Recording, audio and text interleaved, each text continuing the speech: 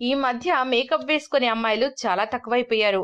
కొంతమంది రోజు మేకప్ వేసుకుంటే మరికొంతమంది మాత్రం ప్రత్యేక సందర్భాల్లోనైనా మేకప్ ఉండాల్సిందే.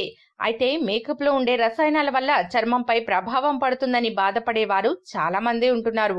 అలాంటప్పుడు సహజ సిద్ధమైన వస్తువులతో మేకప్ చేసుకుంటే ఈ ఇబ్బందులేమీ ఉండవు. మరి సహజ సిద్ధంగా మనకు దొరికే వస్తువులతో మేకప్ సామాగ్రిని ఎలా తయారు చేసుకోవాలో తెలుసుకుందాం.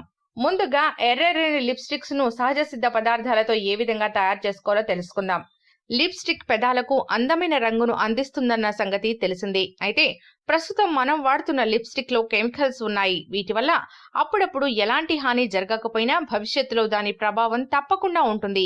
అందుకే సహజ సిద్ధమైన వస్తువులతో లిప్స్టిక్ తయారు చేసుకోవాలి. ఇందుకోసం teaspoon beeswax, teaspoon cocoa butter, మరో టీ స్పూన్ కొబ్బరి నూనె కలుపుకోవాలి. ఇందులో మనకు కావలసిన రంగును బట్టి పదార్థాలను కలుపుకోవాలి. ఎరుపు కోసమైతే బీట్రూట్ సన్నగా తరిగి ఎండబెట్టి పొడి చేసుకొని ఈ పొడిని పావు టీ స్పూన్ అందులో కలిపి బాగా మిక్స్ చేసుకోవాలి. దీన్ని కాస్త వేడి చేసి లిప్స్టిక్ హోల్డర్ లో పోస్తే సరి.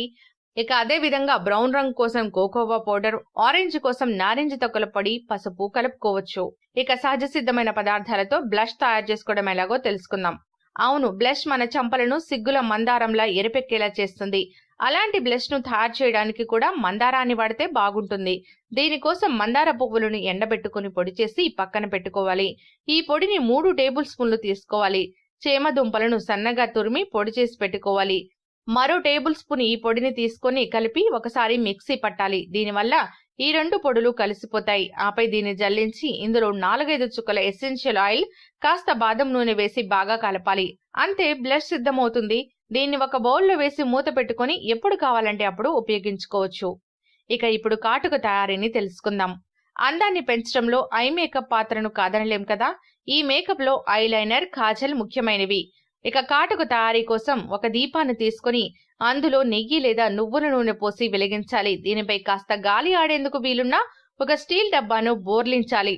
దీనివల్ల మంట నుంచి వచ్చిన మసి మొత్తం ఆ డబ్బాకు పట్టుకుంటుంది. దీపం పూర్తిగా ఆరిపోయిన తర్వాత ఆ బూడిదనంతా సేకరించి దానికి కాస్త ఎసెన్షియల్ ఆయిల్ ను చేర్చి కాటుకలో ఉపయోగిస్తే సరి. ఇక ఐలైనర్ కోసం బొగ్గు పొడిలో 2-3 చుక్కల నీళ్లు వేసి బాగా కలపాలి.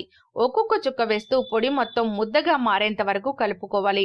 ఆపై దీన్ని సన్నగా చేసి ఒక ఐలైనర్ టిన్ లో భద్రపరచుకోవాలి. దీన్ని తిప్పితే పైకి వచ్చే భాగాన్ని ఎప్పటికప్పుడు సన్నగా చేసుకుంటూ ఐలైనర్ అప్లై చేసుకుంటే సరిపోతుంది. సో చూసారు కదండి, మేకప్ వస్తువులను ఎలా తయారు చేసుకోవాలో. మరి మీరు కూడా వీటిని పాటించి ఇటు డబ్బు ఆదా చేయడమే కాకుండా అటు రసాయనాల బారి నుంచి తప్పించుకోండి.